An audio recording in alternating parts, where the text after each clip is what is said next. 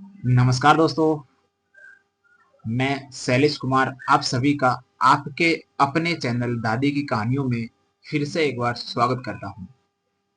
दोस्तों, आपको मैं इस चैनल पर तीसरी शक्ति के प्रकोप, ईश्वर से जुड़े चमत्कार और हिंदी रोचक कहानियां सुनाता रहता हूं। दोस्तों, आज की कहानी एक ऐसी दास्तान पर घटी है जो एक रिक्शा ड्राइवर है और नाम उसका रमेश है। फिलहाल चैनल का इंट्रो दोस्तों, उसके बाद में अपन कहानी कंटिन्यू शुरू करते हैं। जाइएगा कहीं नहीं और कहानी को अंत तक जरूर देखिएगा।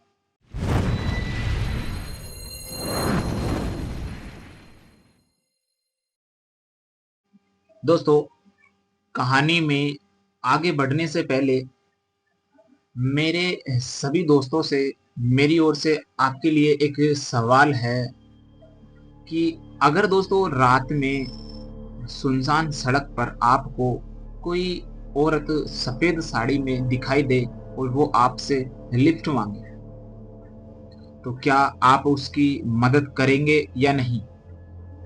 कमेंट में लिख के मुझे जरूर बताइएगा दोस्तों। चलिए कहानी में आगे बढ़ते हैं। दोस्तों, कहानी में ये जो रमेश है, ये रिक्शा ड्राइवर है और ये दिन में कहीं नौकरी करता है और रात में 5-6 बजे बाद और रात को करीबन 11-12 बजे तक ऑटो, जिसे अपन रिक्शा बोलते हैं, वो चलाया करता है नाइट के सफर में। दोस्तों, चलाकर ये अपने फैमिली का पालन पोषण करता है दोस्तों।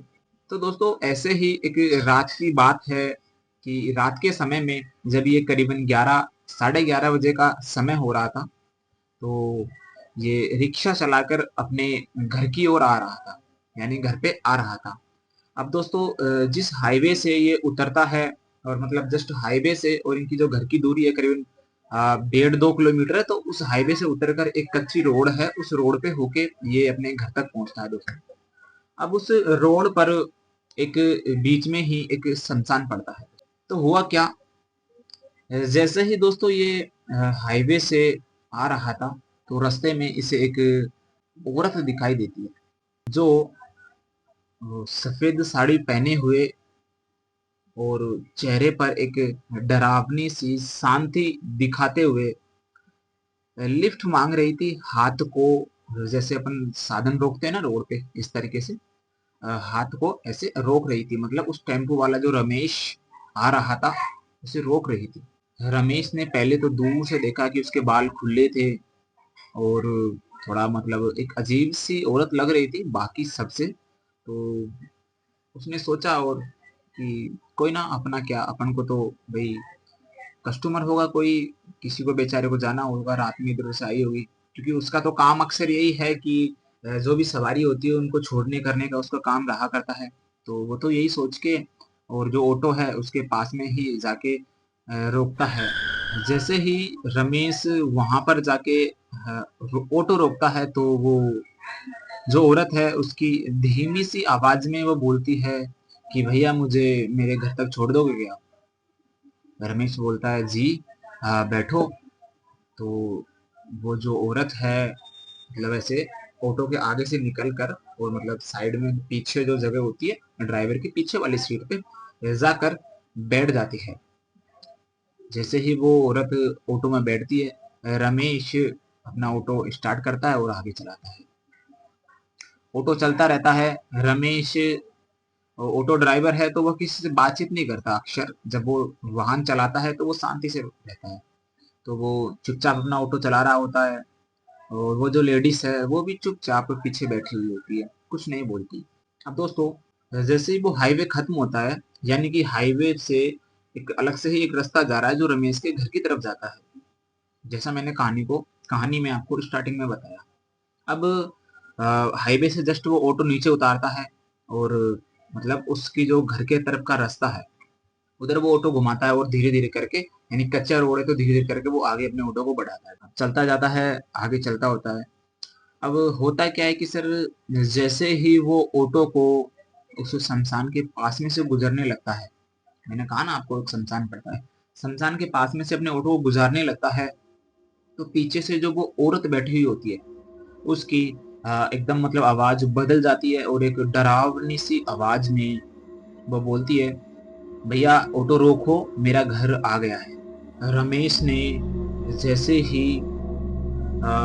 एक बार अजीब सी उसकी आवाज, जैसे ही उसकी आवाज उसकी बदली बदली लगी, तो हमें रमेश ने साइड में ऑटो रोका और ऑटो रोकते ही जस्ट उसने पीछे घूम के ऐसे देखा, तो देखा कि सीट खाली, सीट खाली थी दोस्तों।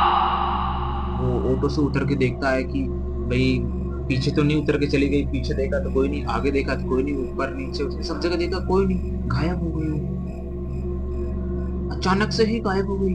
दोस्तों रमेश एकदम घबरा गया और वो जल्दीबाजी में मतलब ऑटो में वापस बैठता है और जल्दी से वहां से ऑटो को निकालता है। जैसे तैसे करके रमेश अपने घर तक पहुंचता है, डरता हुआ कांपता हुआ दोस्तों। और उसके दिमाग में वही बात घूम रही थी कि वो लेडीज थी गई कहाँ, वो कुछ औरत मतलब और कुछ तो नहीं थी।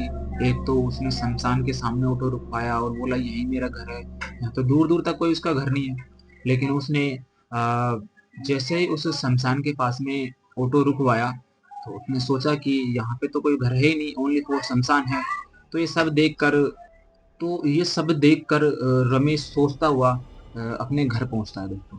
ये जैसे ही घर जाता है, घर जाके अपनी जो धर्म पत्नी है उसको ये सारी बातें बताता है, तो वो ज्यादा मतलब गौर ना करके और बातचीत करके दोनों डिस्कस करके सो जाते हैं।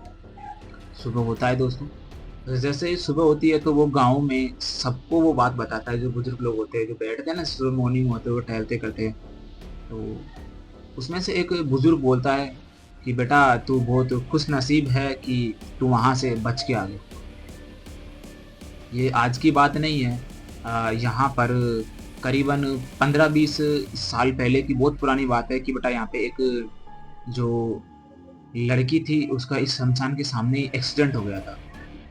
ये कहीं पैदल पैदल जा रही थी पढ़ाई करके, तो रात दिन में करीबन 12-1 बजे उस लड़की का एक्सीडेंट हो गया, जिससे उसकी आत्मा अभी भी वहीं भटकती है। तो बहुत खुश नसीब है कि वहां से बचकर आ गया।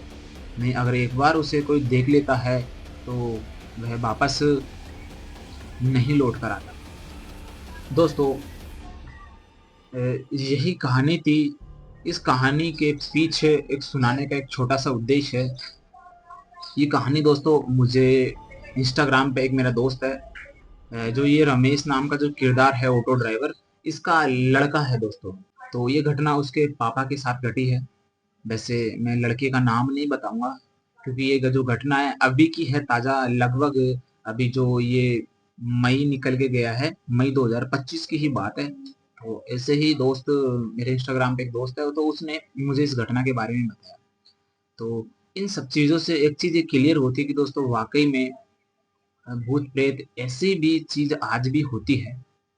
तो इन चीजों से सावधान रहिएगा दोस्तों।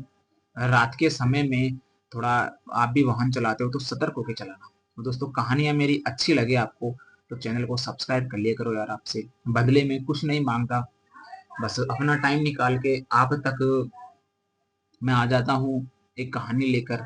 तो आपसे भी एक छोटी सी उम्मीद है दोस्तों कि मेरे दोस्त मेरी कहानियां सुनेंगे और वो मेरे चैनल को सब्सक्राइब करेंगे और वीडियो को लाइक करेंगे। दोस्तों आप वीडियो को लाइक नहीं करते यार।